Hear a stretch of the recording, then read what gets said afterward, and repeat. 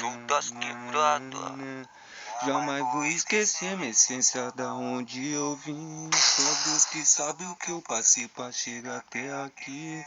No passo a passo foquei pra evoluir. Fui na pura calma, sem pressa, pra ver tudo fluir. Sei que tem muitos por aí que quer falar de mim, mas sei que existe um cara justo que olha por mim. Quantos torceu pra minha derrota e quis me ver cair, mas o cara justo lá de cima deu a mão pra mim.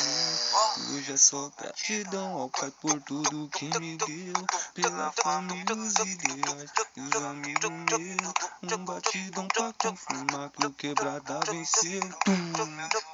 Vou dobrar e agradecer a Deus. Cheguei com 2 pés na porta, quero ver aturar. Não teve lá no passado quem que tava lá. Contei nos dedos aliado, fiel de fechar. Quantos disse que tamo junto e tava pra somar, mas quando passei na fase ruim, quem que tava lá? Só eu e Deus na caminhada pra me acompanhar, iluminando a trajetória por onde eu passar. Confesso às vezes fraquejei, mas tinha certeza, convicção que do meu lado ele lá estava. Ele me deu a mão, não deixou faltar nada. O Senhor é meu pastor e nada me faltará. Sobre as águas tranquilas ele me faz andar. Posso até fraquejar, mas ele vai ajudar. Minha fé pode ser pequena igual grão de mostarda, mas já vai ser suficiente pra mover montanhas. Os que confiam no Senhor são como Sião. Os dias difíceis vêm, mas eles não se abalam. Quando estava sob a maré, veio a tempestade. Quantos que pulou do barco, mas Deus estava lá. Eu que mantive minha fé, não desanimei. Minha fé foi maior pra me levantar.